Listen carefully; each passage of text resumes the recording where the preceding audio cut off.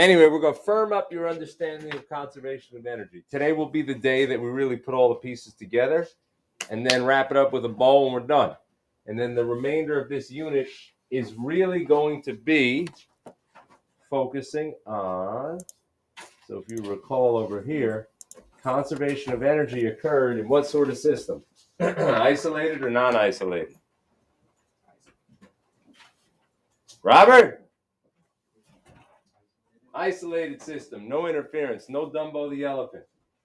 The rest of the unit will just be, okay, let's remove that, because sometimes in reality, you can't create an isolated system. You have a system where something comes in and interferes or complicates it.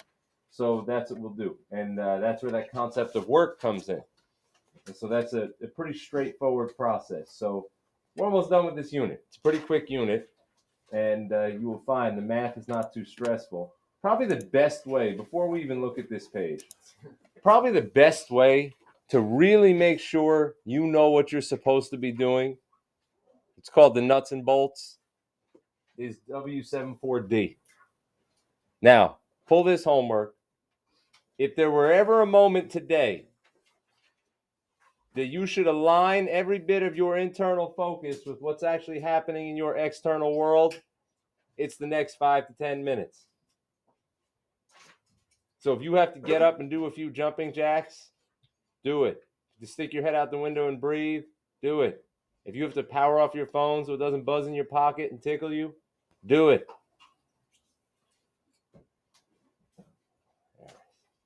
Anyway, let's go over here. I sent you a video on this one. It was 4 minutes, so it shouldn't have been too much stress. 4 and change. Did you watch it? Did it make sense? Let us review quickly this one, and then we're going to talk about the other 3.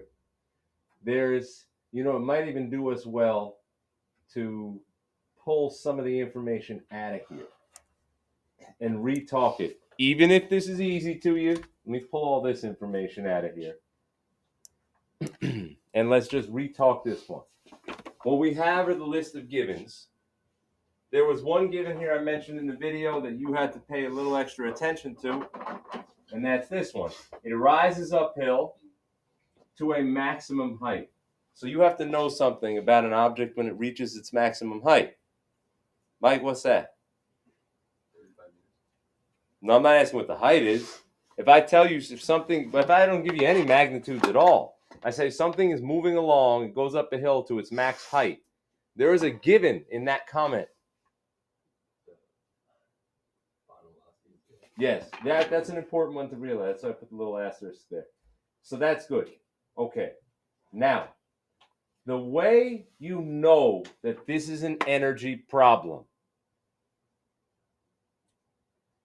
what is it? What do you see here that tells you, this might be something to do with energy? Go ahead. It's in the question. Okay, good. You see the word energy in the question. That's a giveaway. So, giveaway that this may be one of those energy problems. You see the word energy. What else? There's another giveaway here for our style problems.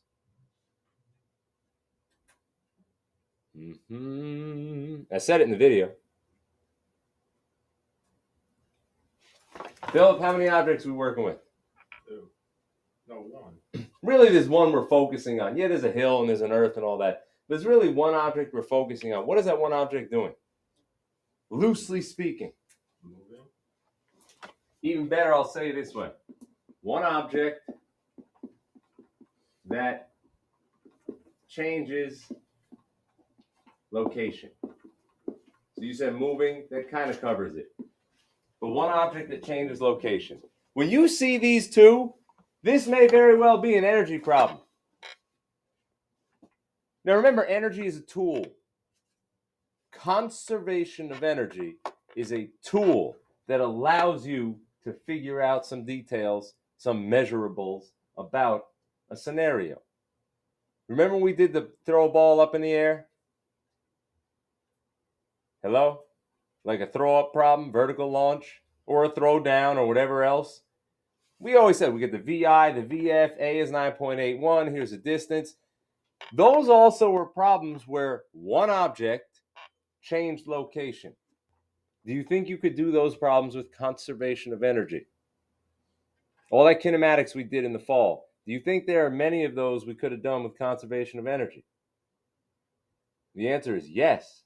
Absolutely yes. And so that's going to be one of the issues you face as we do these. There are certain problems that you look at and you'll be like, oh, wait a minute. Should I do VF squared equals VI squared plus 2AD, something like that? Or should I do potential energy turning into kinetic energy? Well, sometimes you will have the choice. So don't get upset. Oh, I'm not sure which one it is.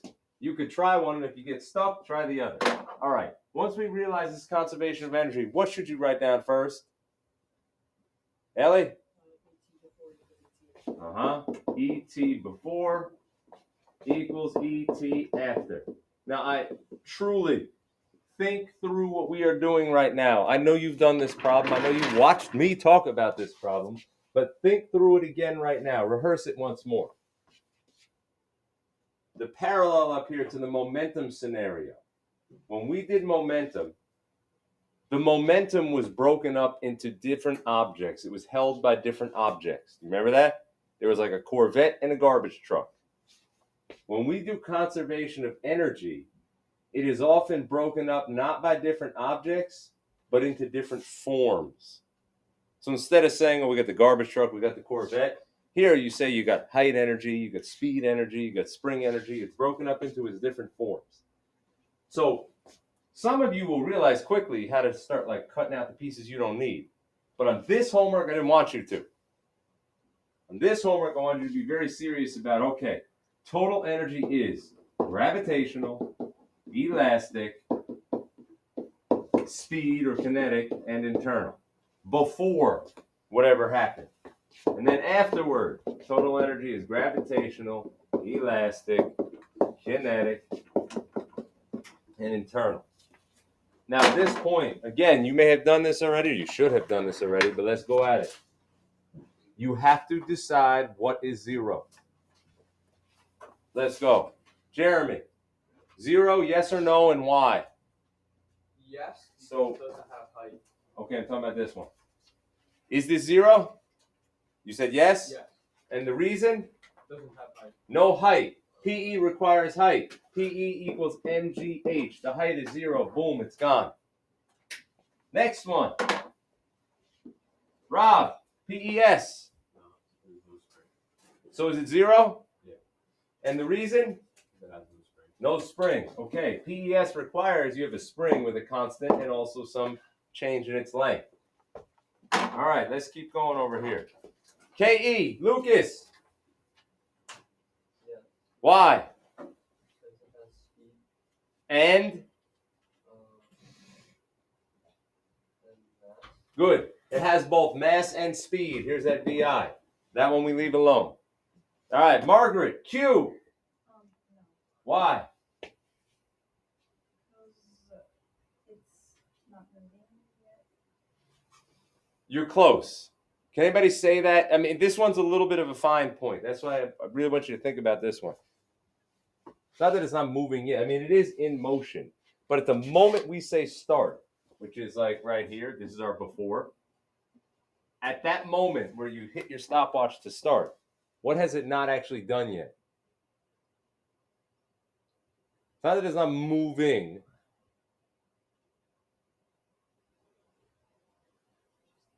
What, Chloe? She said change location. Yes. It hasn't changed location yet. Because time is still zero, it has speed, but that speed hasn't been applied over any time interval yet. So it hasn't actually covered any distance yet.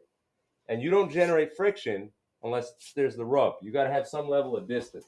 So no distance has occurred yet. In fact, this is always the case on the before side. Like every time you do the before side, you should think, oh yeah, it hasn't gone anywhere yet. So the Q is going to be zero. Good?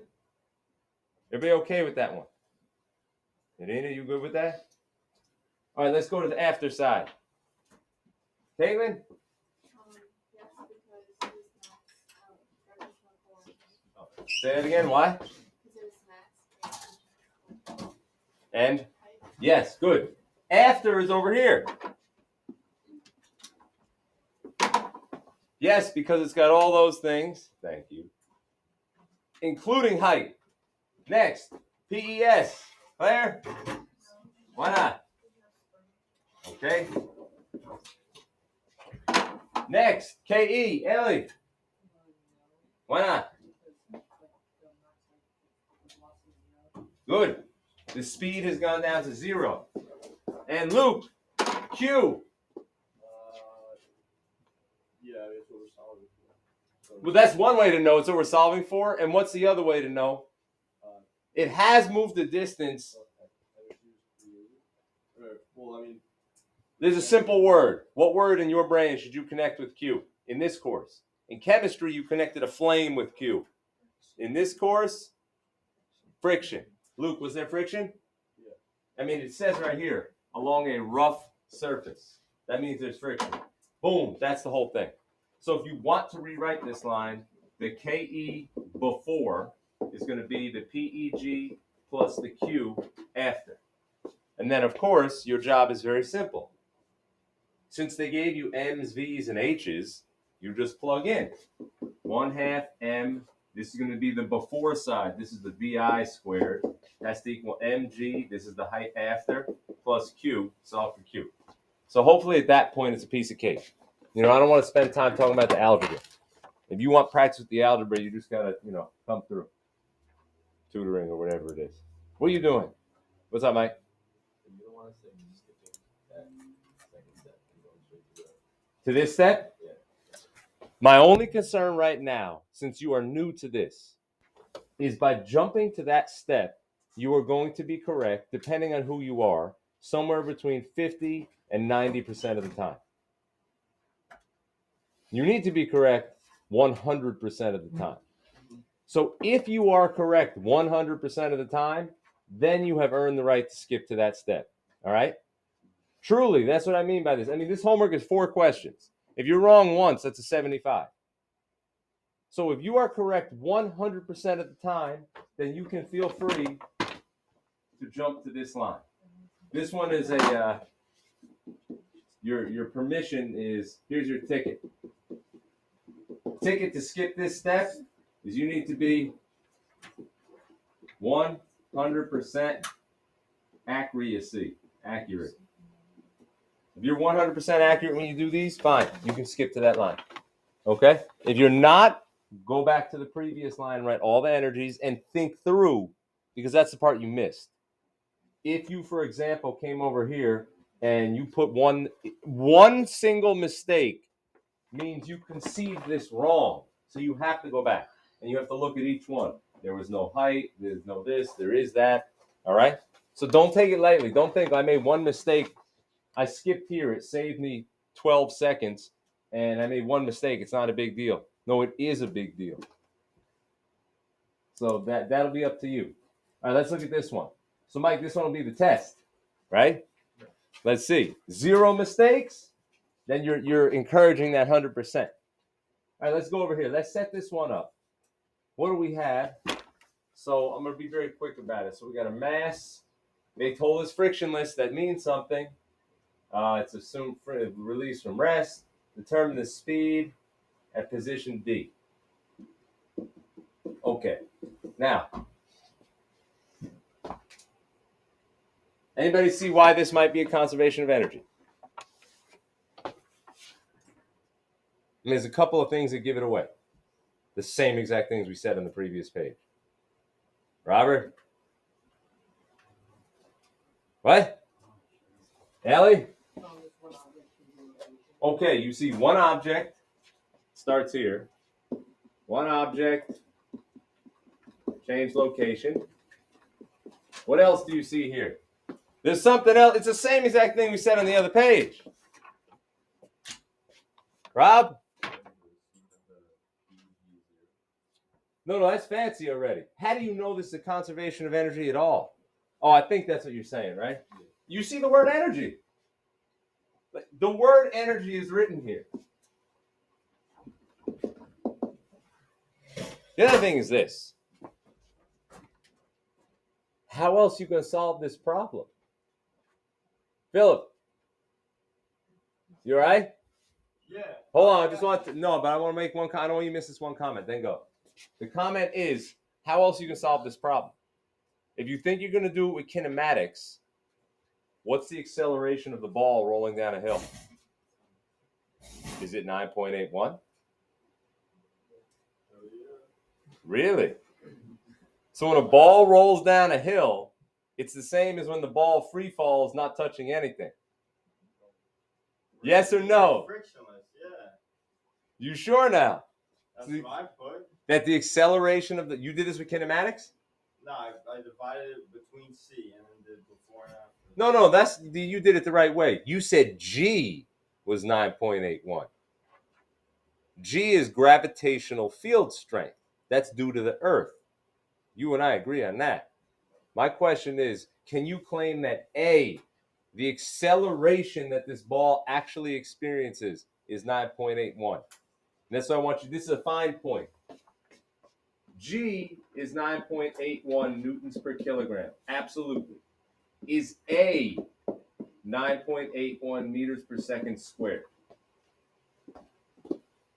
This is a fine point that you should know. So this one is due to being near Earth. That's this one. That's legit. Is this one true? Does the ball actually accelerate at 9.81? You guys remember doing the shoot for your grade lab? You had the ramp, the ball went down the ramp. How many of you put 9.81 for the ball's acceleration down the ramp? And then I later came back and yelled at you. A lot. Free fall is 9.81. Is this ball free falling? It's on a ramp. We don't need to know acceleration though. We just need the G. No, I'm asking you, is the A 9.81? The answer is no. But you don't need it anyways, right? It's not a given. Well, the reason I bring it up is this, when I said to you, how else are you going to solve this problem? You're not doing this with kinematics because the acceleration is not 9.81. This is not free fall. This also pushes you away from D equals VIT plus FAT squared. You don't know A, but you do know G. Good. Since you don't know A, don't use kinematics. Since you do know little g, use energy. All right, go to the bathroom. Wait, what do you mean by kinematics? Kinematics is the first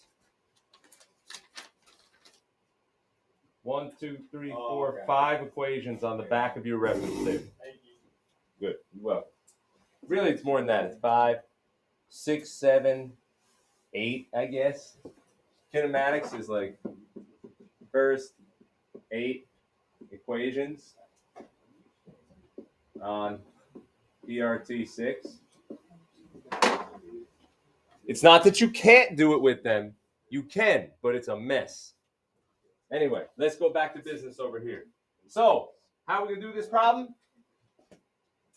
ET before equals ET after. All right, let's go. Set them up. PEG plus PES plus KE plus Q before. PEG plus PES plus KE plus Q after. All right, cool. Let's go. Let's start identifying zeros. Do this exercise. Remember, the problem is about A and D. That's our start. That's our before. That's our after. We don't care about in between, which is fantastic. It works. It doesn't even matter what happens in between. This thing could do some loop-de-loops in between. Makes no difference. All right, let's go. Where did we leave off before? Loop we went to. Chloe, PEG. Before, yes or no? Yes. Why? Good, it's got height. Harris, PES. No, because there's All right, good, that's out. Let's see, Mike, KE. no. Why not? Good. Let's see. Annie, Q. What's that? Why not? It didn't change location, and they even said this. So that one kind of helps you out. Okay. After. Robert, PEG, yes or no?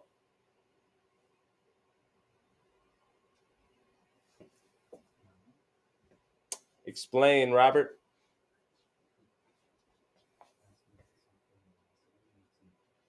Robert. Oh, Robert. Don't mess with my emotions. This and I'm this landed on you, just so happened. But every one of you better know this. You don't decide if it has PE based on its speed. PEG is MGH. That's the only three things you should be thinking in your head. So does it have PEG after? Because exactly, it has height. Irina, PES. Why not? All right, no spring. Alejandra, KE. Why? That's right. That's right. It has a mass and velocity. In case you're not sure, if you roll the ball down this hill, frictionless hill, would it just stop at point D? Of course not. I mean, why would the ball just suddenly stop here? Now, Q. Who's up? Ava. Q? No, Why not? because it's frictionless. Okay, good. Now we're ready to solve. So this thing is just PEG before equals PEG after plus KE. And then when you plug everything in, you must keep track of before and after. Don't mess it up. MGH before equals MGH after plus 1/2 MV squared. By the way, the benefit of writing this here before you put all the numbers in, before you substitute, is what? What can you do here? Some of you might start pumping numbers already, but I don't recommend it. I recommend you literally do it step by step right here. Why is our life a little easier right now? Anybody? You don't see a little nice simplification we could do up here? Nobody? Come on now, common factor in every single term. Ellie? Even before that, I would do something straight across the board. Right? They all have mass. So if you divide both sides by m, gone, gone, gone. You just made your life easier. Right? You see that? That's one of the benefits of setting this up. And then, of course, what Ellie was saying, you could subtract the GH to the other side, which you will do. And then you can pull out the common factor of G if you want. You see what we're doing here? All right. Next one. Does anybody have a question on the math on this one? I'll talk about the math if you need it. If you don't need it, we'll keep going. Good? All right, question 3. If the object were to reach point H, it would have to be given a speed at position A. What speed would it require? Okay, so if the object were to reach point H, so let me put a box. It starts at A, and it needs to get to H. I think on your paper, did I say just reach point H? Yeah. Good, because that's what I want. This must be, does this say just reach? Yeah. Just reach at the bottom. Last Oh, just reach. Good. That's what I wanted it to say. That's just where it's going to get to, aka max height. All right. So if we set this up, ET before equals ET after, and we set in our PEG plus PES plus KE plus Q equals PEG plus PES plus KE plus Q. Okay, let's run our game. Who are we up to? At before side, PEG, yes or no? Why? Good.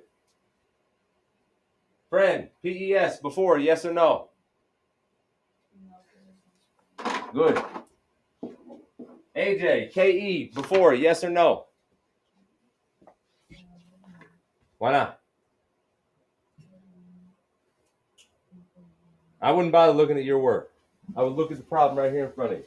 If the object were to reach point H, so this is hypothetical, it's a new scenario, it would have to be given a speed at position A. Well, I'm asking, what speed would it require to reach point H? So before on this picture is point A. So is the KE 0 before, yes or no?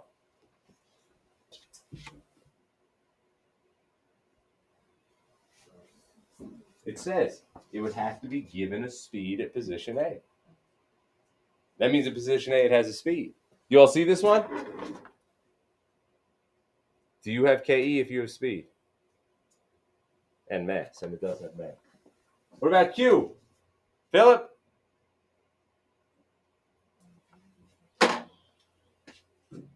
No, if I'm moving. Well, it's the time is 0. So. It hasn't gone anywhere yet. There's another reason it's 0, but that's fine. We'll get back to that. Jeremy, back to you. PEG after, yes or no? Yes. Okay, why? Because it has height. All right, PES after, Rob? No spring. Okay. KE after, Lucas? That's right, it just reached. That's the max height. Good. And then who's up? Margaret. Q after. Why not? Frictionless. Good. There's your problem. Done. So PEG before plus KE before equals PEG after. Now, if you start getting your head thinking about, I need to solve for the speed, you might run right past this whole process. This process will give you the truth. Who had a question? You raise your hand? Go ahead. For the before I didn't have KP. I still got the right answer because I had an after. Then you got lucky with numbers or something. I don't know, but it's not right. It's not right. So, of course, MGH before plus 1/2 MV squared equals MGH after. Anybody see a little simplification we can do here? Again? Mike, what is it? Yeah, divide by M. All the masses are gone, so you just saved yourself one multiplier. And then, of course, you're subtracting over to the other side, times 2, square root, boom, done. Okay, last one. A 2-kilogram block is launched leftward along a frictionless. What's up, Margaret? Wait, for the other one, Yeah. Is it like, are you starting at point A? Yeah. That's what it said, right? It said right here, it would have to be given speed at position A. So A is our start. Is it not the velocity not 0? Well, because of this comment, I mean, there's two ways to know this one. It would have to be given a speed at position A. So they stated. The other way you can know it is by using your sense. If you roll a ball down a hill, could the ball go up higher than it started? This actually is a very kind of a simple problem. We're going to look at these today. We're going to play with these things here. Bouncy ball. So, Margaret, this is actually a very simple idea. When you drop a ball, right, it bounces back up. Does it ever reach the starting height? Better question, does it ever exceed the starting height? No. In fact, if we go to, where are we? This picture right here. Here's a roller coaster. You ever go on what they call traditional roller coaster? At the beginning of the roller coaster, here it is. They pull you up the hill, right? They use a chain or something, they pull you up the hill, and they put you here. How do I know that's where this ride starts? How do you know that's the hill the ride starts on? Like, what if it started on one of the other hills? Yeah. She sounded like you, sorry. It's the highest one, of course. And then you can know with certainty that this is the next one, this is the next one, this is the next one. It loops around, next one, next one, next one, next one, and it wraps around to the finish. What happens to each hill? What do you notice up there in that picture? What happens to the height of each successive or following hill? What's that? Goes high. Like the max height. I'm not asking what happens like the up down. I'm saying compare the height of the first hill, second hill, third hill, fourth hill, fifth, sixth, seventh, eighth. As you compare from hill 1 to 2 to 3 to 4, what always happens to the hill height? It decreases. So there's no way for you to end up higher than you started. Unless you play basketball. Who played basketball? Ellie, you play basketball. Luke, you play basketball. Is there a way you could get a bouncy ball to end up like a basketball? Is there a way you can get the ball? Here it is in your hand. Is there a way you can get the ball to actually end up higher than your hand? A basketball, whatever. How? Push it, right? You got to give it speed. If I give it speed at the beginning, it can go higher than it started. That's what this problem is in the homework. If you push it to begin with, if you give it some speed, if you start it out with speed. So in our case, we'll throw it, and then you'll start the problem as soon as I let go. It has speed now, and that can get it higher than it started, which is something to keep in mind when we go do something in Mr. Ross's room in a little bit.